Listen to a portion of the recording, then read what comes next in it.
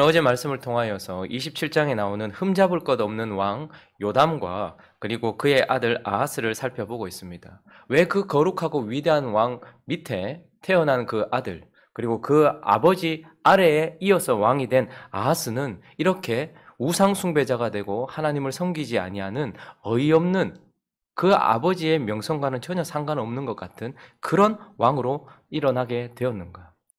아하스가 이렇게 된 것이 자기 아버지와 자기 어머니가 예수를 제대로 가르치지 아니하고 신앙을 제대로 가르치지 못한 그것 때문에 이렇게 되었기 때문에 아하스의 그렇게 된 것은 당연한 것이다. 우리는 이렇게 받아들일 수 있는 것일까요?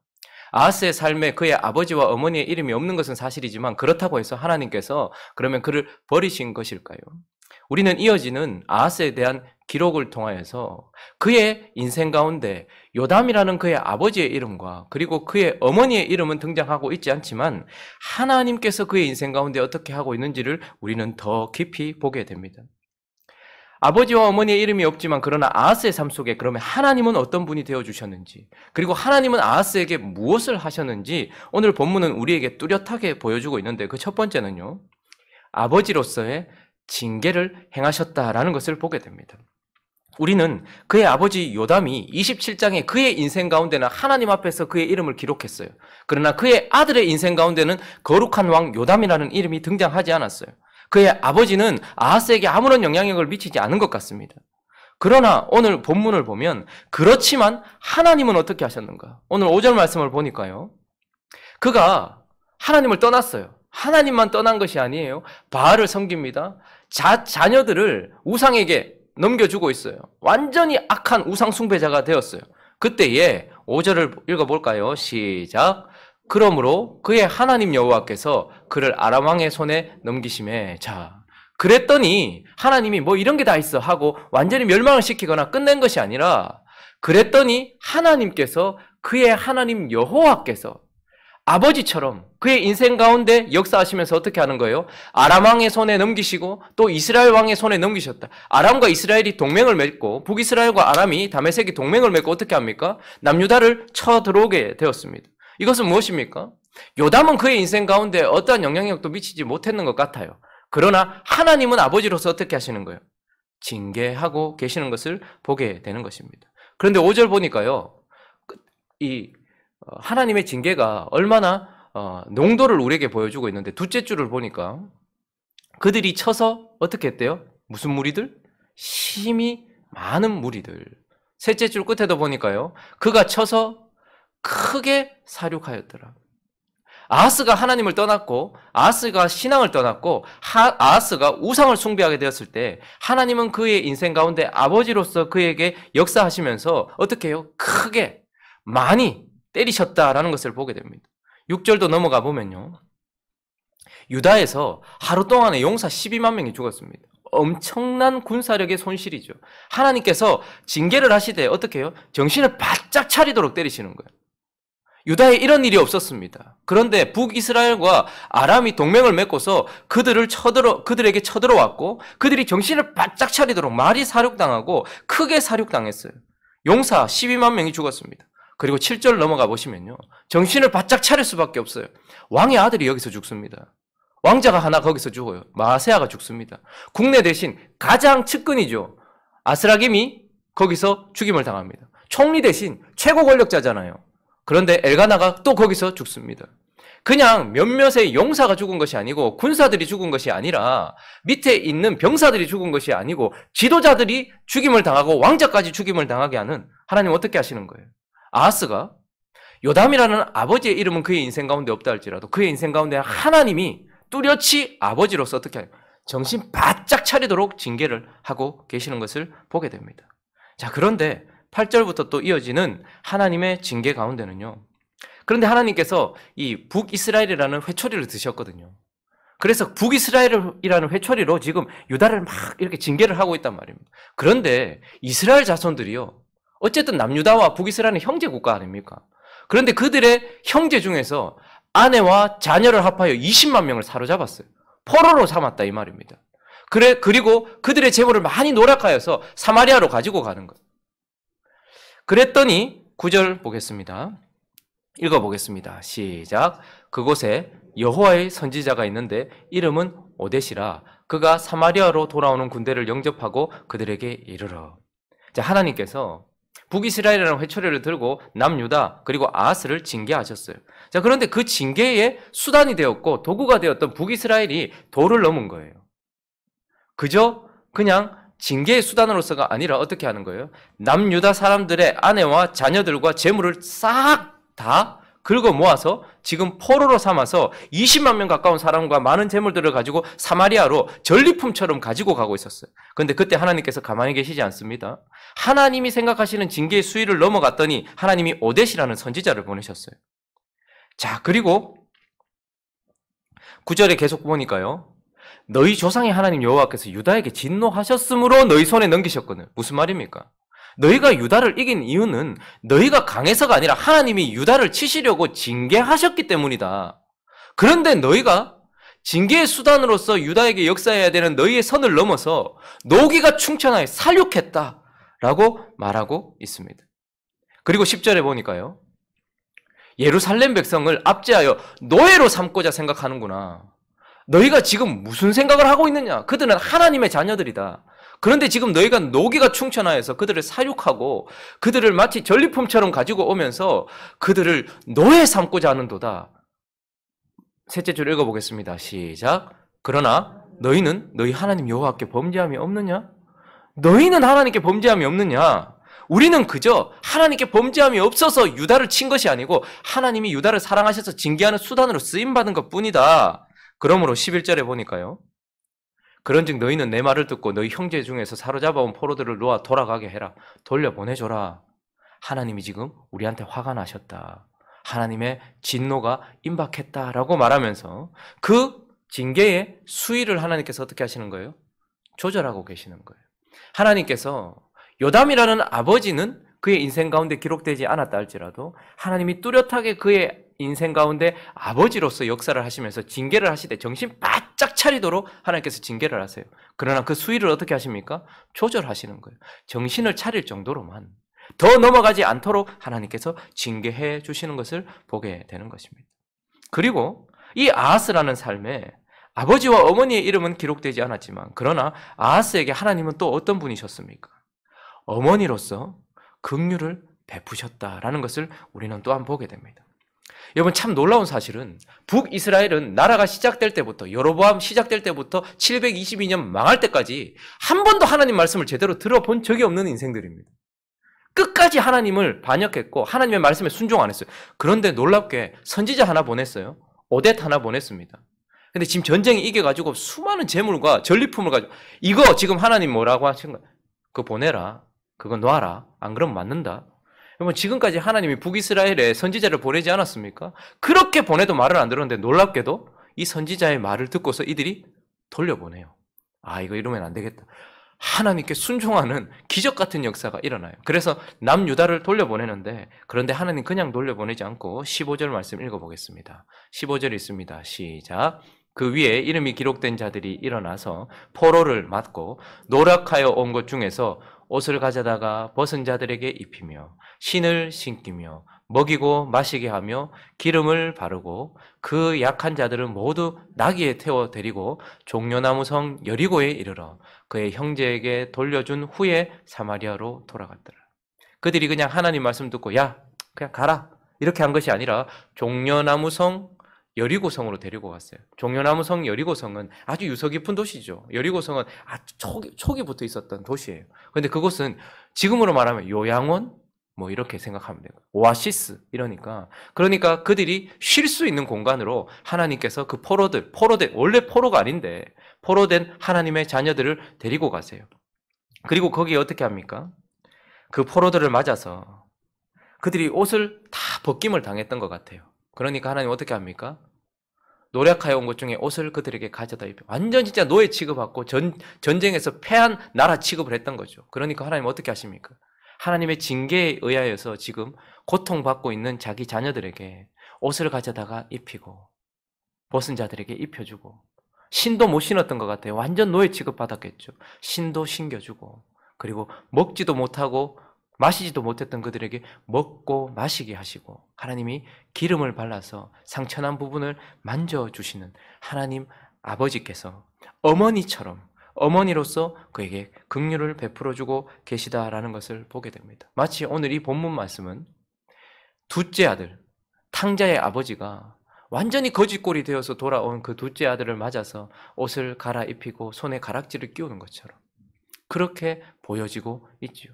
그리고 선한 사마리아인의 비유에 나오는 것처럼 강도만 만나서 거진 죽게 된 그를 어떻게 해요? 입히고 그리고 약을 바르고 기름을 발라서 치료해 주는 것처럼. 그러나 가장 중요한 비유는 무엇입니까? 마치 어머니처럼 하나님께서 우리 인생 가운데 아버지로서 징계하실 때가 있습니다. 그런데 하나님 어떻게 하십니까?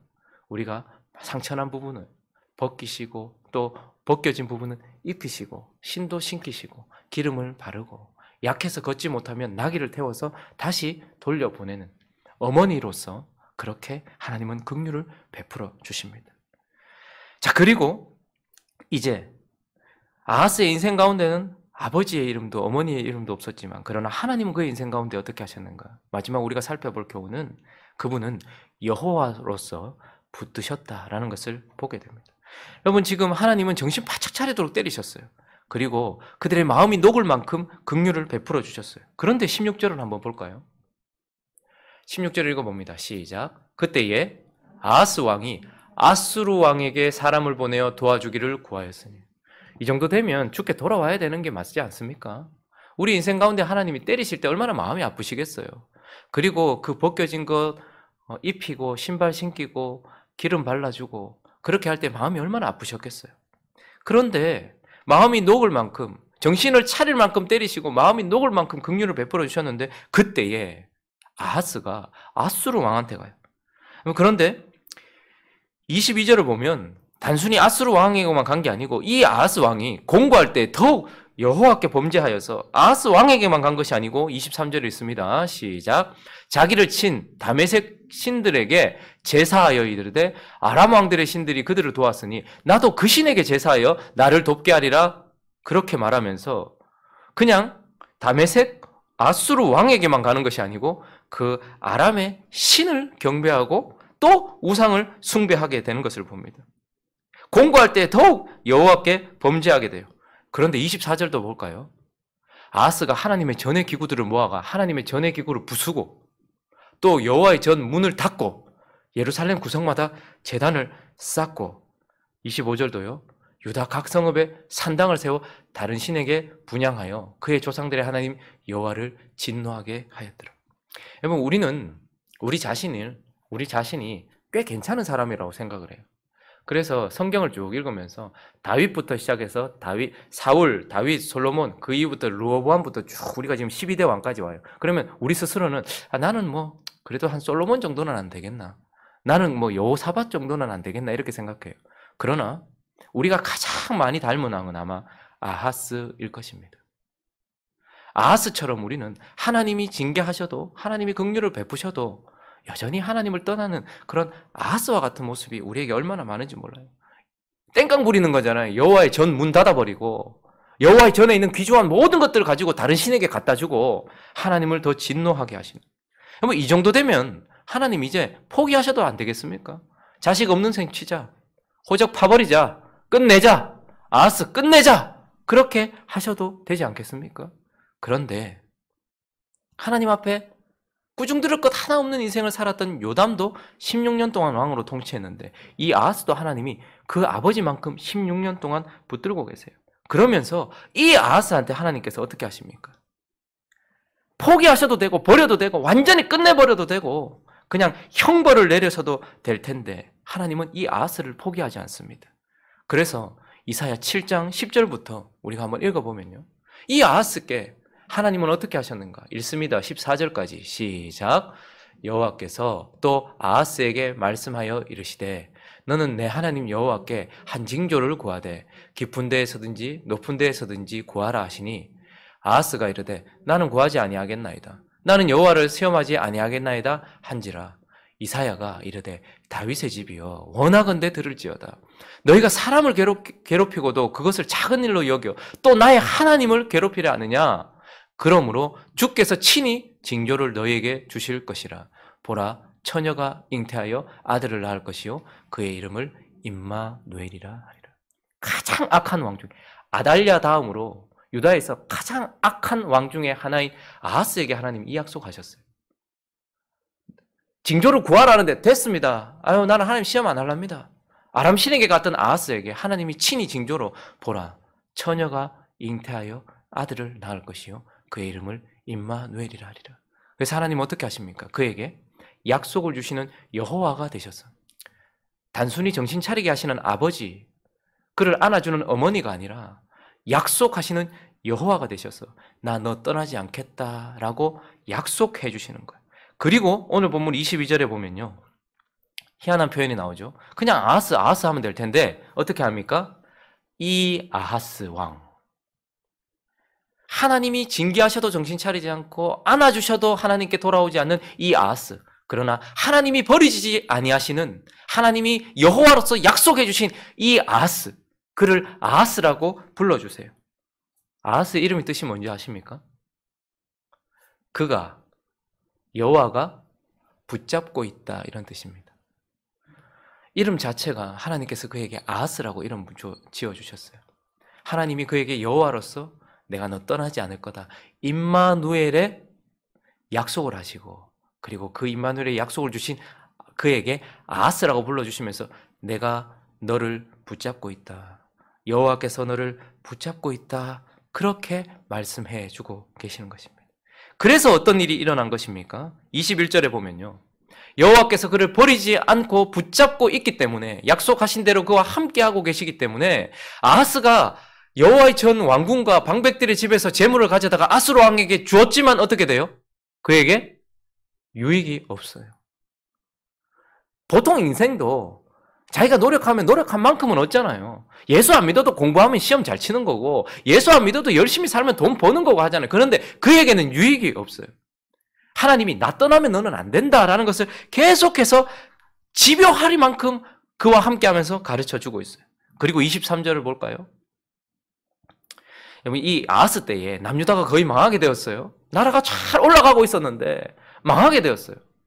그래서 하나님은 그 신이 아하스와 온 이스라엘을 망하게 했다라고 말해요. 그가 의지했던 것 때문에 그가 망하게 돼요. 아람과 북이스라엘이 동맹을 맺고서 남유다를 거의 초토화시켜서 완전히 망하게 만들어버렸어요. 그가 그렇게 의지했는데, 다른 나라들은 다 아람 의지해가지고 잘 됐는데 남유다만 독특하게 아람 의지해가지고 안 된 거예요. 망하게 하신 거예요. 이것이 하나님의 저주입니까? 아니에요. 하나님이 저주하신 인생 가운데 나타나는 현상은 육입니다. 그냥 내버려 두세요. 그래서 하나님 없이 있는데도 잘 되기도 해요.